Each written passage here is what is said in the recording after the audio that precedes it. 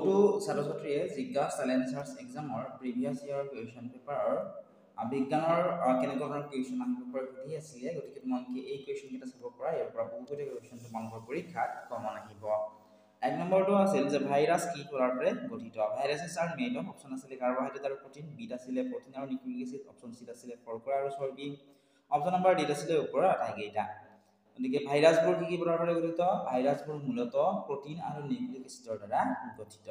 গতিকে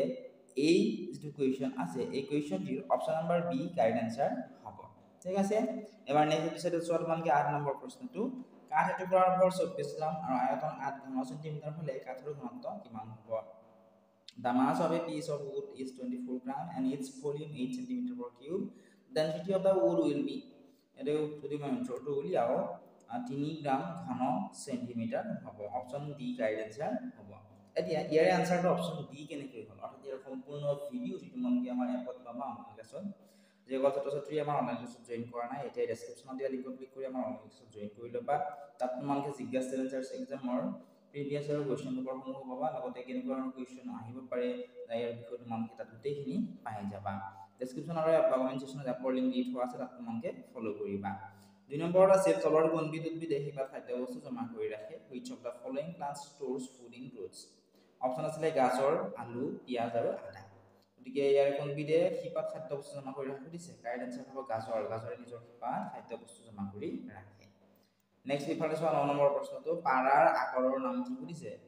অৰ of মাৰ্কুৰী is option আছে এ bauxite B চিনাবাৰ সি হেমেটাইট D থৰাইট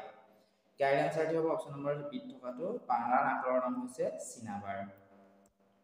এতিয়া তোমালোকে নেক্সট কুৱেশ্যনটো চোৱা কুৱেশ্যন নম্বৰ 3 মানুহৰ শৰীৰত মুঠ কিমানটা হাড় থাকে how many bones are there in the human body option A আছিল 260 অপশন বি আছিল 206 অপশন সি আছিল 602 অপশন নম্বৰ ডি আছিল 620 প্ৰশ্ন নম্বৰ 3 এৰ কাৰেক্ট যেটো অপশন কিয়া হ'ব অপশন নম্বৰ বি মানুহৰ শৰীৰত মুঠ 206 টা হাড় থাকে এতিয়া চোৱা নেক্সট তোমালোকে 4 নম্বৰ প্ৰশ্নটি আছিল এনে ধৰণৰ ড্যাশে শৰীৰ গঠনত সহায় কৰে dash helps in body building option A আছিল কাৰ্বোহাইড্ৰেট বি আছিল প্ৰটিন সি আছিল ভিটামিন ডি আছিল খনিজ পদাৰ্থ কাৰেক্ট আনসাৰ কি হ'ব কাৰেক্ট আনসাৰ হ'ব অপশন নম্বৰ বি প্ৰটিনে শৰীৰ গঠনত সহায় কৰে এবাৰ নেক্সট তোমালোকে চোৱা এইটো সাইডত 10 নম্বৰ প্ৰশ্নটো তলৰ কোনবিধ শস্য পদাৰ্থ which one of the following is a transparent object option A আছিল কাঠ অপশন বি আছিল ব্যাম্বো অপশন সি আছিল পলিথিন অপশন নম্বৰ ডি আছিল ওপৰৰ আটাইকেইটা প্ৰশ্ন নম্বৰ 10 ৰ কাৰেক্ট আনসাৰটি হ'ব অপশন নম্বৰ সি থকাটো পলিথিন ঠিক আছে পলিথিন হৈছে এক শস্য পদাৰ্থ যাৰ মাজেৰে পোহৰ পাৰ হৈ যাব পাৰে কিন্তু কাঠ আৰু বাঁহ হৈছে অশস্য পদাৰ্থ কাৰণ ইয়াৰ মাজেৰে পোহৰ পাৰ হৈ যাবলৈ নোৱাৰে এতিয়া নেক্সট কুৱেশ্যন তোমালোকে চোৱাচোন কুৱেশ্যনটি আছিল যে ঢেকিয়াৰ প্ৰজনন কোনটোৰ দ্বাৰা হয় the fern reproduces through option আছিল শিপা পাত ৰেণু আৰু কাণ্ড ঢেকিয়াৰ প্ৰজনন কোনটোৰ দ্বাৰা হয় দিছে ঢেকিয়াৰ প্ৰজনন হয় ৰেণুৰ দ্বাৰা অপশন নম্বৰ সি কাৰেক্ট আনসাৰ হ'ব